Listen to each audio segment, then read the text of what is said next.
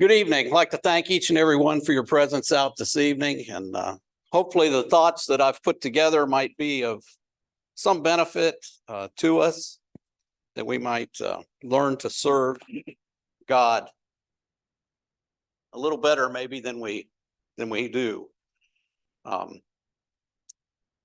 This lesson kind of came to me a couple different reasons why. The first one is, I don't know how many seen the commercial where it's for an insurance company, where the lady says, let me make a note of that on the top of my phone. And she's got a stack of sticky notes stuck on the top of the phone and she writes it down. And I thought, you know what? That's how we used to do things.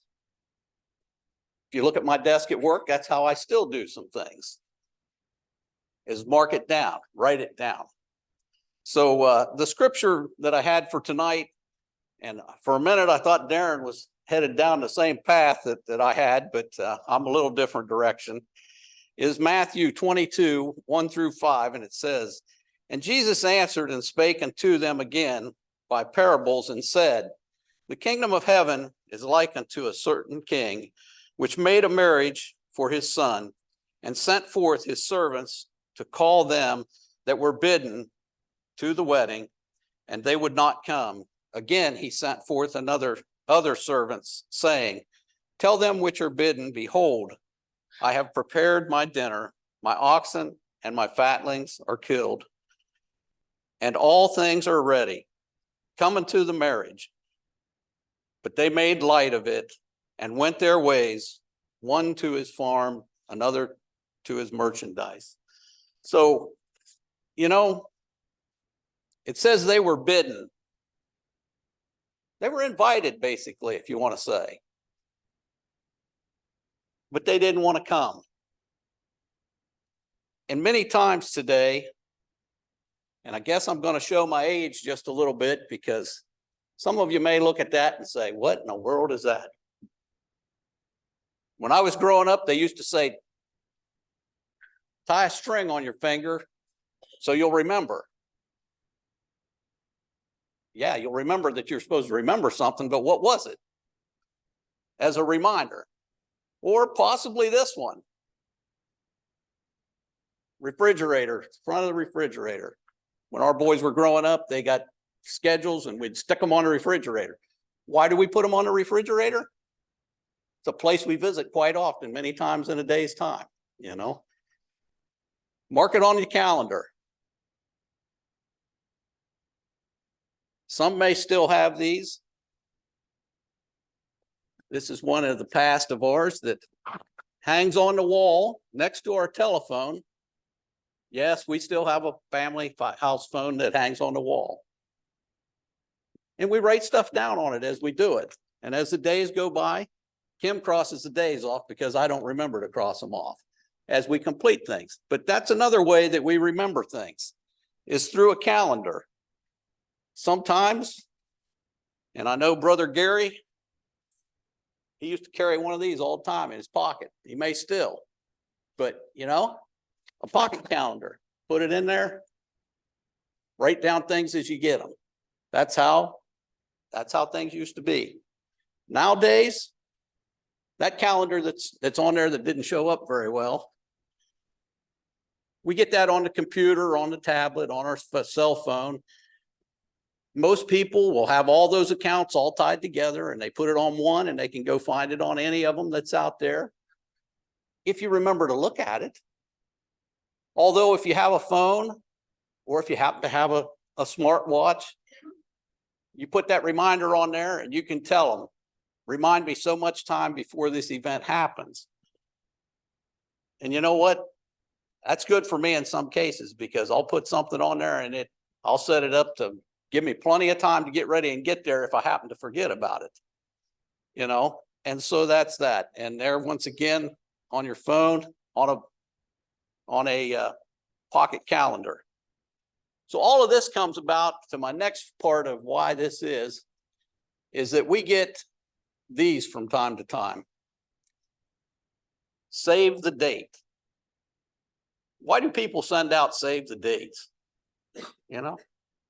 Used to be you got an invitation that had the date on it. Now because they know everybody books their schedule so much, they send a save the date out a year ahead or several months ahead to say, mark that on your calendar so that you have it, you know?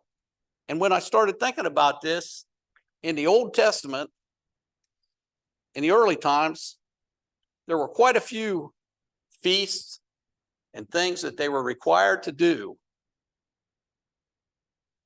You know what I think? How did they remember when those were going to be?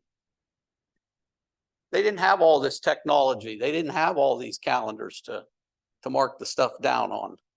So I want to think a little bit about some things that it might be. And looking at Deuteronomy,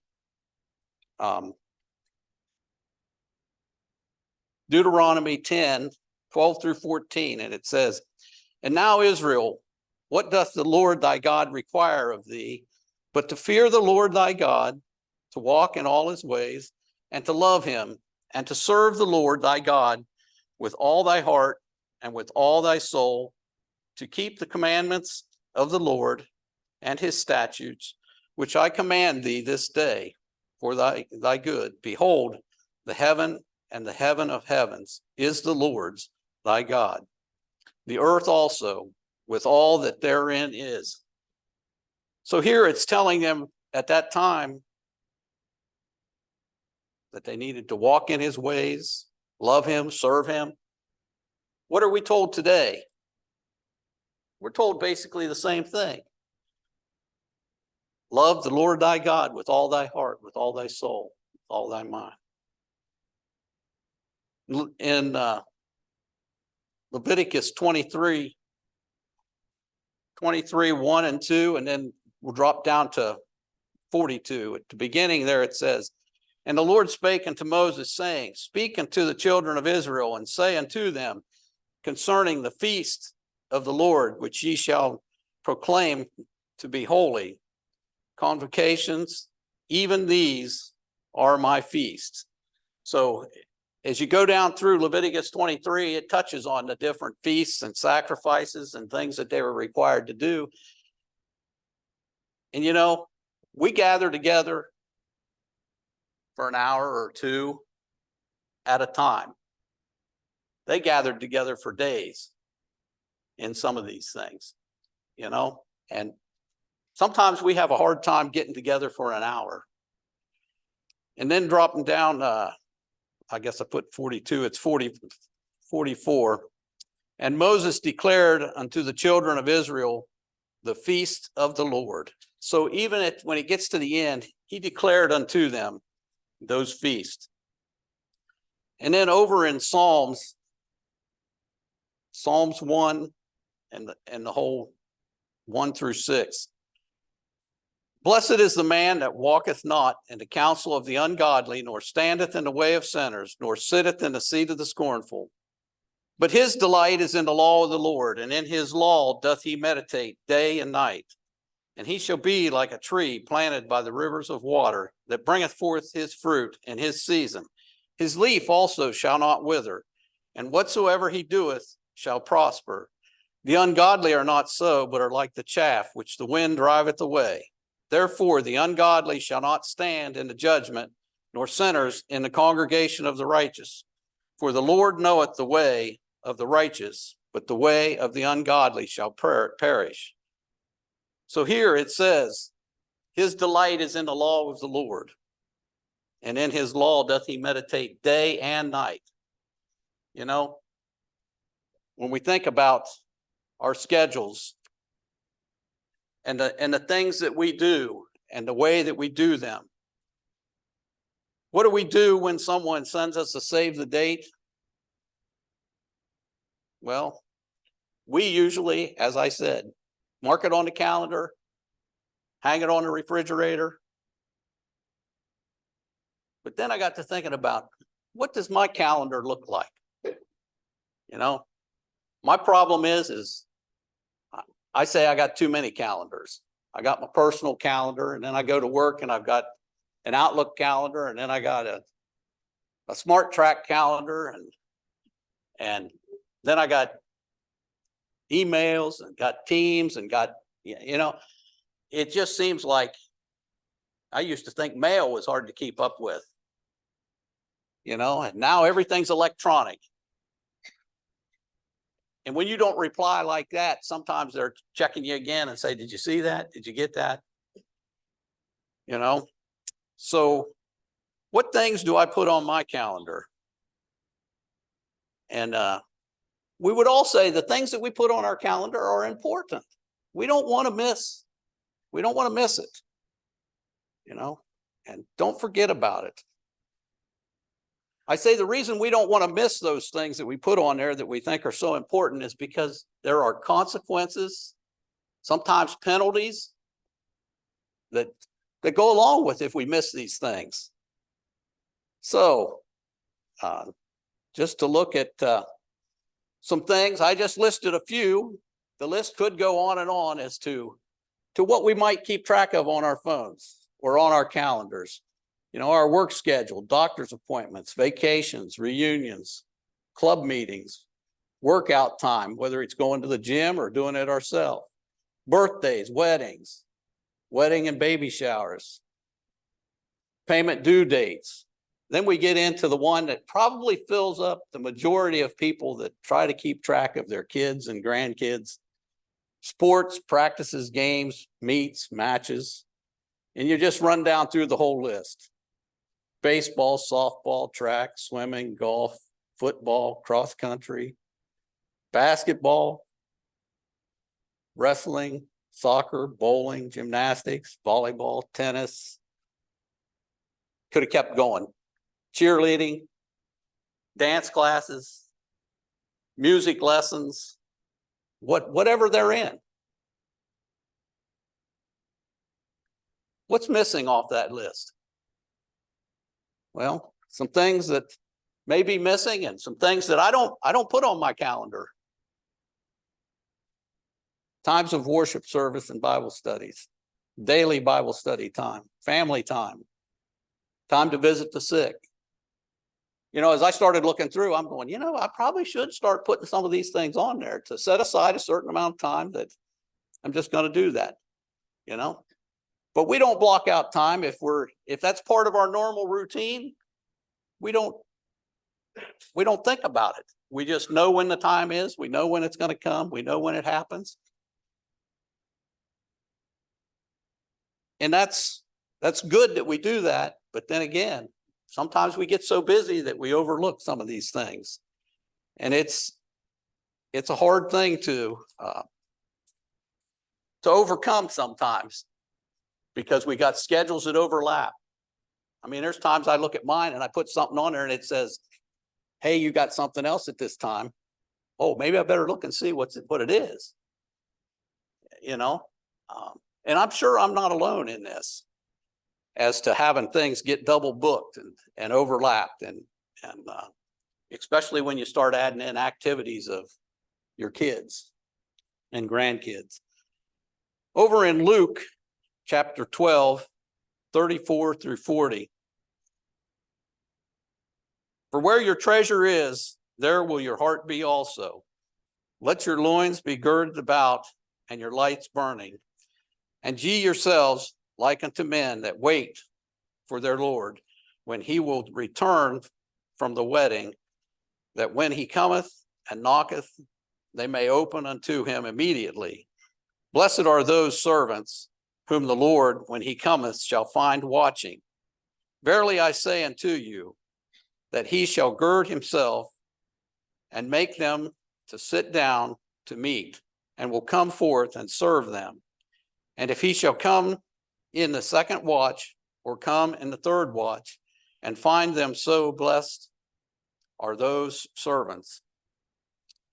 And this know, that if the good man of the house had known what hour the thief would come, he would have watched and not have suffered his house to be broken through. Be ye therefore ready also, for the Son of Man cometh at an hour when you think not. Do we get our schedules so busy that we're not prepared? We're not ready? I hope we can balance everything out and be able to do that.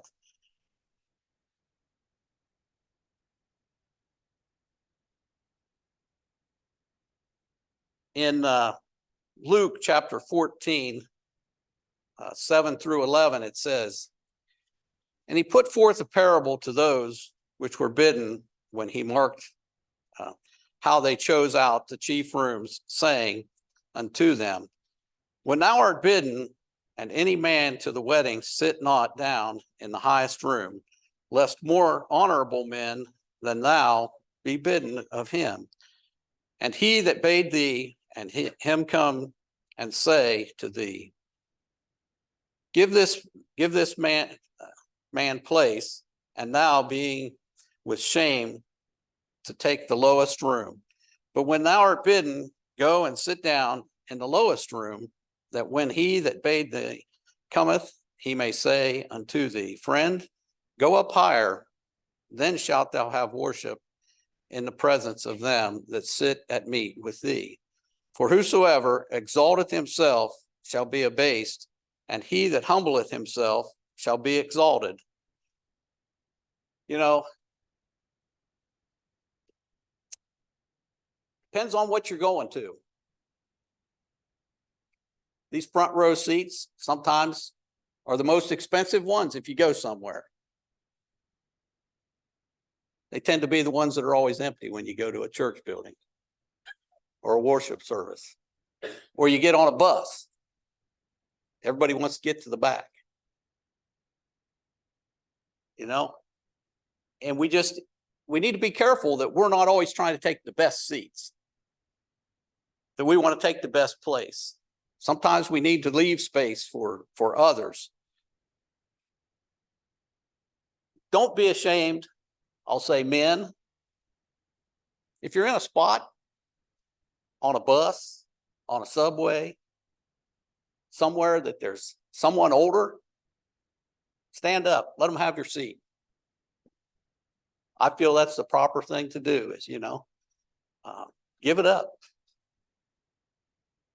Sometimes it may not be the thing you really want to do, but I think that's the polite and correct thing to do. And here again, this is saying that the one that's having the feast, the one that's doing it, is the one that is prepared and going to provide that.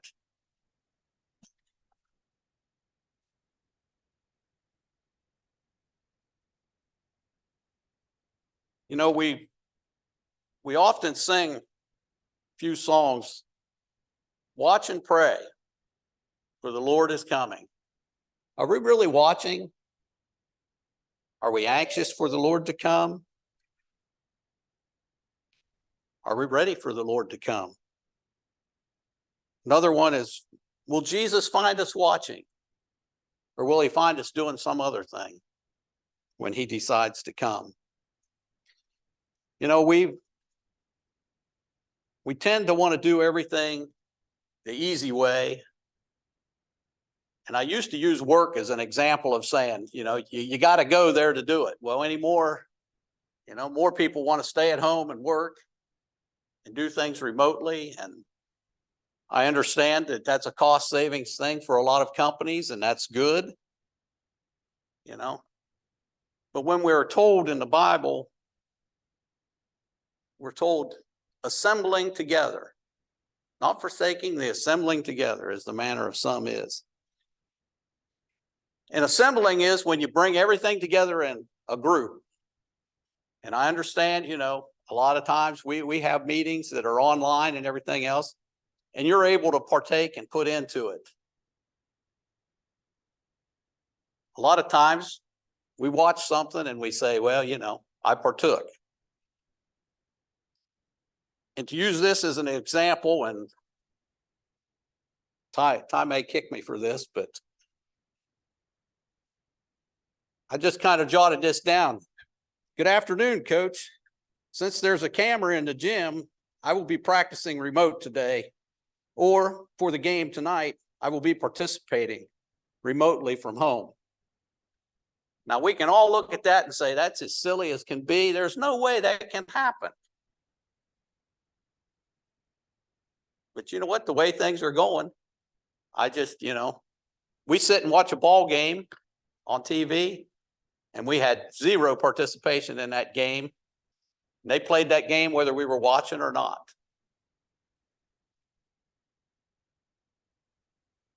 And we can sit and we can join in services, and it's a great thing to have for those that are unable to be out and for those that are unable to, get to a place to worship. But sometimes we say, well, it's just as easy just to call in and be on there. When you travel, because a lot of places there aren't churches around. But you know what? There's churches. Sometimes you got to drive a little ways to get there. So in closing, if there's any that have not obeyed the gospel and need to be baptized, if there are any that may be struggling and need the prayers of the congregation, as Darren said, coming forward, yes, that's one way, and that's hard for some people to do. If we need help, if we need prayers, reach out to a fellow Christian. I think the ladies here do a pretty good job getting information out and things. And, as far as that through text messages, there again, through electronic, it's, information can be transferred very quick. I've got one last thing that I'm going to ask, and I'm going to guess that pretty much everybody in here has a cell phone. And I'm going to ask you to save the date. We have a gospel meeting coming up. If you take your phone and you can mark it on there for these dates and times. If you need a half hour to get ready, and it's going to take you 15, 20 minutes or an hour to drive here, set your reminder for a couple hours ahead so it kicks out and it says, hey, so we don't miss it. And I would encourage anybody that has repeated things that happen all the time. Kim's dad, after he retired, we used to say something or other, and he'd go, just a minute. He'd go over to the calendar and he'd say, yep, I'm off that day. After several years of saying that, he'd say, wait a minute. Well, we got a doctor's appointment here, and we got a doctor's appointment here, and we got a doctor. And he'd say, well, I'm available on this day and this day. If we all live long enough, that's going to happen to all of us. Anymore, when I go to the doctor and they set me a next appointment, I pull my phone out and I put it on there because I'm probably going to forget. They give me that little card and I put it in my pocket, and once in a while it goes through the laundry and you can't read it, But so that's just that's the next thing we have coming up as far as a big thing that's going to be it's not even a week long total. It's going to be Sunday through Thursday. So, mark them down. As you see the ones out here on the wall, take a picture of it or punch it in your phone. Put reminders on there. If you have friends, you have emails, text messages and that, send them out. Invite people. We know we send everything else to them if they're good friends. So that's all I have for tonight. Thank you for your attention. And once again, if anybody's in need of the prayers or to be baptized, ask you to please come as we stand and sing.